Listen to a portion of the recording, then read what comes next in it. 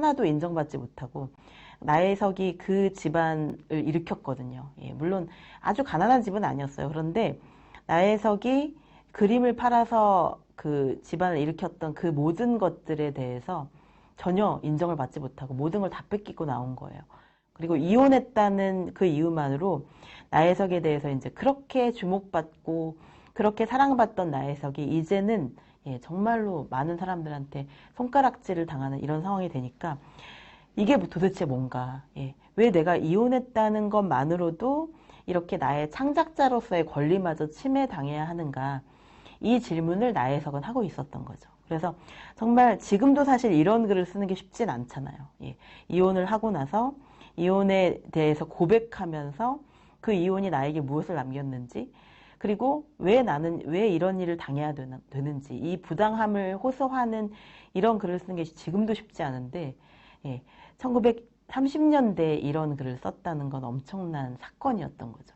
이런 게 바로 세상을 바꾸는 글쓰기인 거예요. 근데 세상을 바꾸는 글쓰기를 하려면 사실은 때로는 자신의 모든 것을 걸어야 될 때도 있는데, 정말 이 글을 통해서 나혜석이 이렇게 역사에 길이 남을 글을 쓰긴 했지만 그 대신에 더 많은 것을 잃기도 했어요. 예. 오히려 더 많이 차별받고 더 많은 사람들이 나혜석을 비판하는 계기가 되어버린 거예요. 그렇다면 이 글은 나쁜 걸까요? 그렇지 않아요.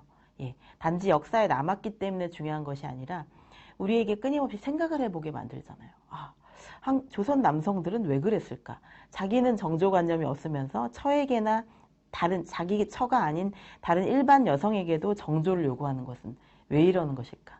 예. 이것에 대해서 우리가 생각해 보게 만들고 여성의 성적인 자기 결정권에 대해서 처음으로 어쩌면 이렇게 문제 제기를 한 글이었던 것 같아요. 이런 글은 정말로 세상을 바꾸는 글이었던 거죠. 이런 거에 대해서 생각조차 안 해본 사람들한테 생각을 그래도 해보게 만드는 거죠. 비판을 받더라도. 그래서 제가 끝까지 쓰는 용기에서 그런 말씀을 드린 적이 있었는데 비판받을 용기가 필요하다는 거예요. 우리가 좋은 글을 쓰기 위해서는 비판받을 용기, 심지어 비난과 인신공격까지 저도 당해본 적이 있거든요. 그런데 참 괴로워요. 하지만 그 괴로움에도 불구하고 끊임없이 내가 하고 싶은 그 길로 가기 위해서는, 나의 개성화의 길로, 나만의 삶을 사는 그 길로 가기 위해서는 때로는 비난을 감수할 수 있는 용기가 필요하더라고요. 나혜석에게는 그런 용기가 있었던 거죠. 그럼 한번 계속 읽어볼게요. 나혜석이 어떤 방식으로 개성화를 하고 있는지요. 나는 18살 때부터 20년간을 두고 어지간히 남의 입에 오르내렸다. 즉 우등 1등 졸업사건. 고등학교 때 이 1등으로 졸업을 해서 그게 신문에 났었어요. 거기서부터 이제 시작된 거예요. 유명해지면서 끊임없이 타인의 주목을 받는 그런 것이요. 그리고 M과의 연애 사건, 그와의 사별 후 발광 사건, 첫사랑 이야기예요. 첫사랑이 이제 최승구라는 사람과 정말 촉망받는 청년이었는데 그 청년이 너무 일찍 폐결핵으로 죽게 된 거예요. 폐병으로 죽게 되면서 사랑했던 사람이고 그 사람과 결혼을 약속했었는데 그 약혼자가 죽고 나서 너무나 힘들었던, 예, 그 이야기를 또 하고 있는 것이죠. 그것도 온 세상 사람들이 다 알았어요. 나혜석이 너무 유명했기 때문에. 그리고 외교관의 부인이 되죠. 외교관 부인으로서의 활약 사건.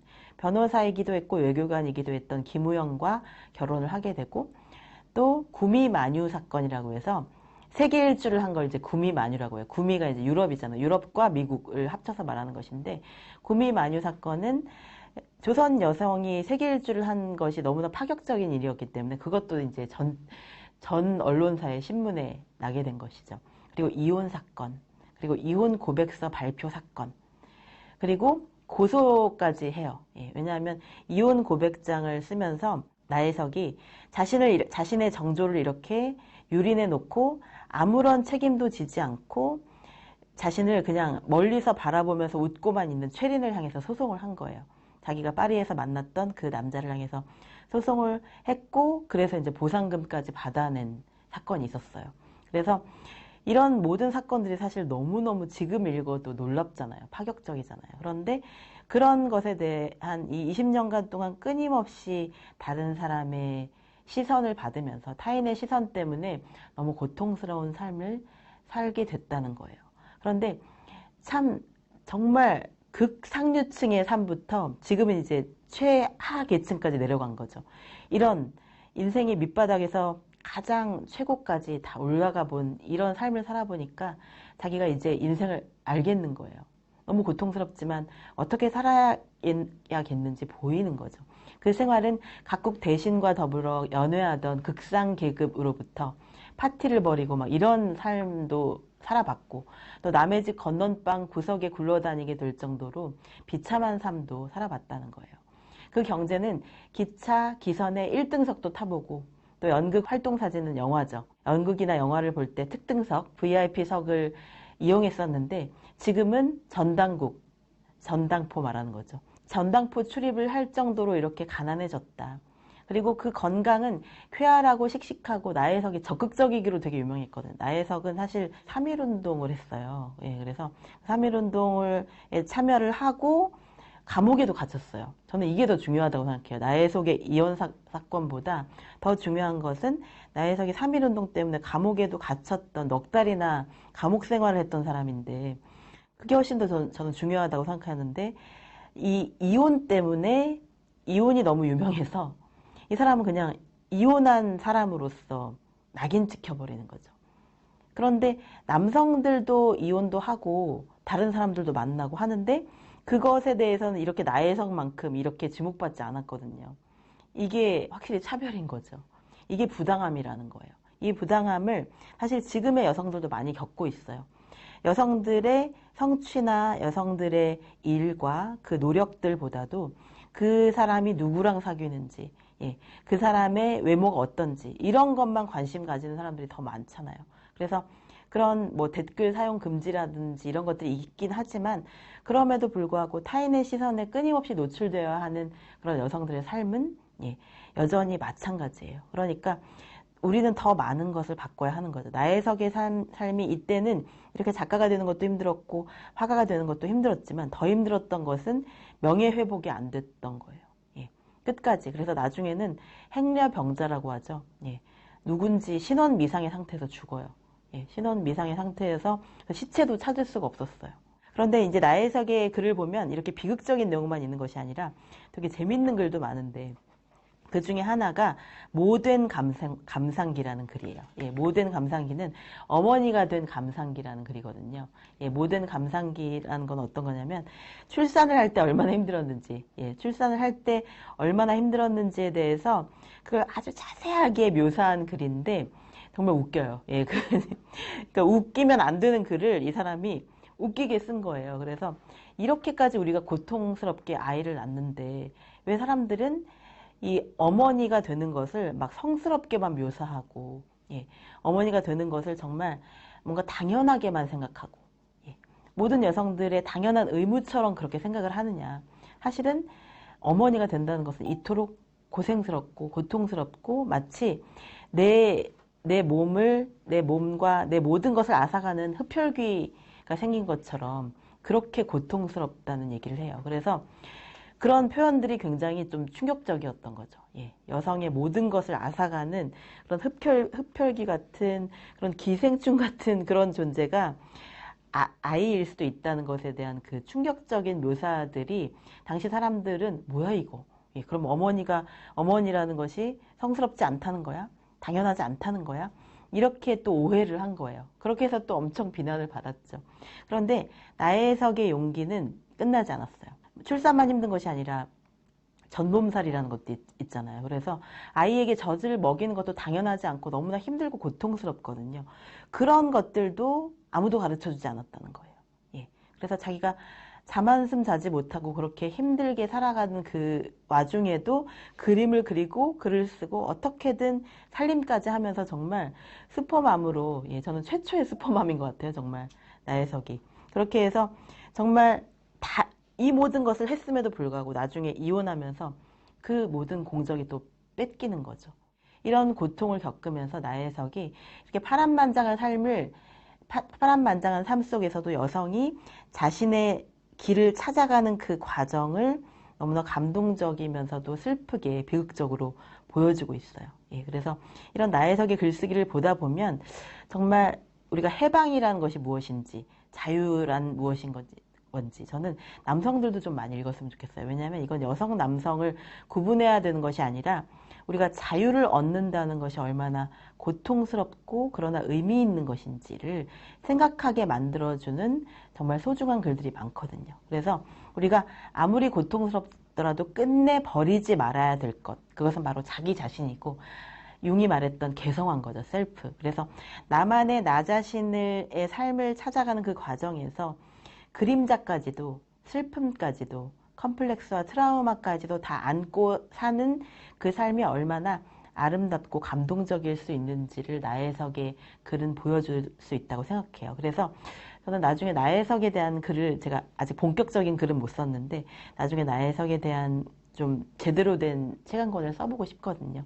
근데 그런 것을 하기 위해서 지금 자료조사를 굉장히 많이 했지만 또 새로운 자료들이 또 계속 나오고 있어요. 그래서 이러다 보면 읽어야 될 것이 계속 생기죠. 하지만 그건 즐거운 일이더라고요. 예. 읽어야 될 게 또 있어? 또 즐거운 일이에요. 힘들지만 기쁜 일이고 이렇게 끊임없이 내가 사랑하는 것의 자료를 계속 모으면서 어떻게 내가 이 자료를 해석할 것인가, 그리고 이 사람의 인생을, 또 여기 나오는 이 수많은 사람들의 인생을 내가 어떻게 이해하고 묘사할 것인가, 예, 이제 어떻게 묘사할 것인가를 고민하는 단계까지 가신다면 여러분들이 읽기에서 쓰기로 바뀔 수 있는 이 과정이 결코 지루하지 않고 굉장히 재미있게 느껴지실 거예요. 그래서 저는 이런 질문 되게 많이 받거든요. 아직 쓰지 않았지만 꼭 쓰고 싶은 그런 유고작이 있나요? 예. 제가 유고작이라는 것은 이제 마지막 작품인데, 마지막 작품을 뭘로 하고 싶냐고 그렇게 질문을 하시는데, 뭐가 될지 저도 모르죠. 예. 갑자기 죽을 수도 있잖아요. 그리고 또 제가 예상하지 못했던, 지금은 예상하지 못했던 새로운 작품을 구상할 수 있는 가능성도 있죠.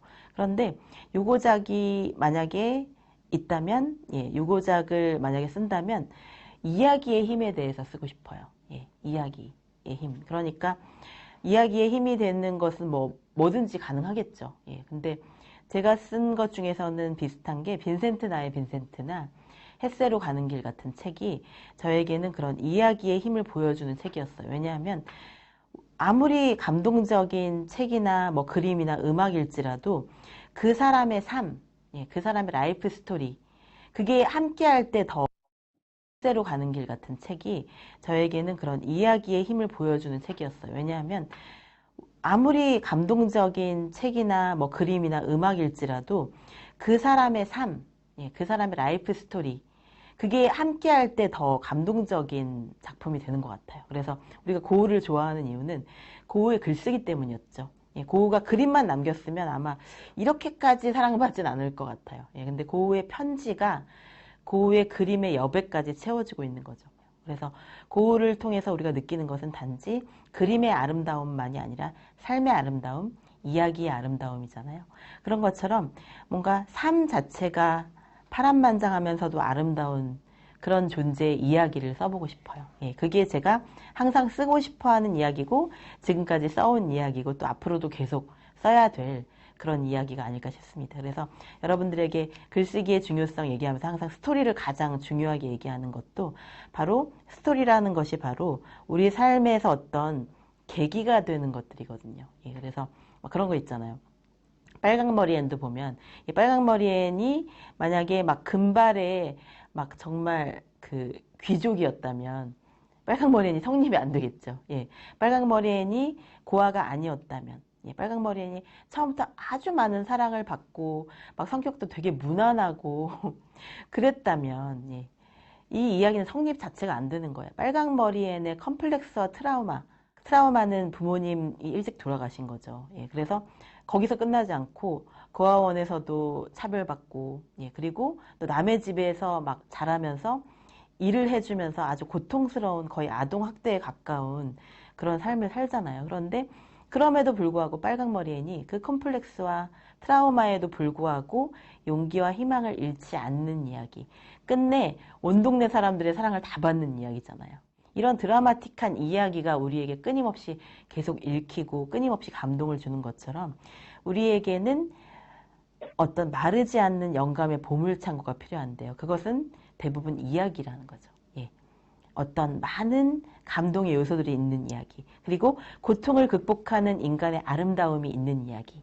그리고 끝내 자기 자신이 되는 사람의 이야기. 수많은 사람들이 자기 자신이 못 되도록 막 방해를 하지만, 예, 대세에 따라서 살라고 하고, 유행에 따라서 살라고 하고, 모난돌이 정맞는다고 하면서 개성 있는 삶을 다들 방해하잖아요. 서로가 서로를 막 방해하잖아요. 하지만 그럼에도 불구하고 진짜 나 자신만의 이 세상에 하나뿐인 나의 삶을 사는 그런 사람들은 단지 환경에 굴복하는 것이 아니라 자신의 불리한 환경조차도 뭔가 긍정적으로 바꾸는 사람들이죠. 예. 빨강머리에는 사랑받지 못했던 자기의 환경을, 예, 그리고 고흐도 사랑받지 못했던 자신의 유년 시절을, 예, 아름다운 그림과 글쓰기로 극복해내잖아요. 이런 이야기를 발견하고 그런 이야기를, 예, 살아내고 또 그런 이야기를 쓸 수 있는 그런 사람이 되었으면 좋겠습니다.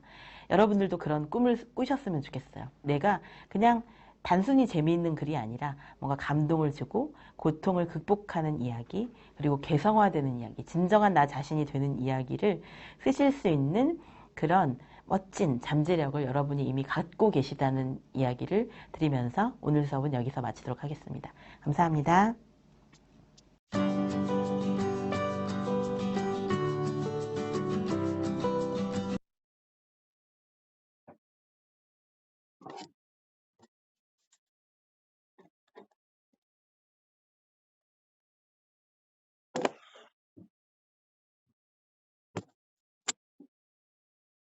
아우, 너무 좋네요.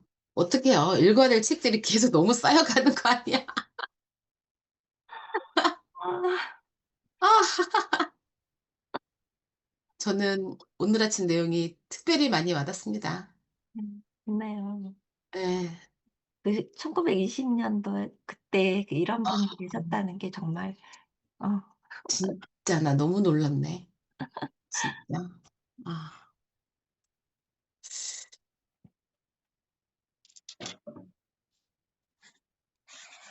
정화 선생님, 이거 저기 뭐지? 번역해 주셨는데 너무 감사해요.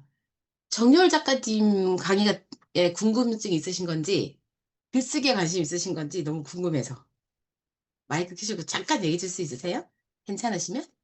아,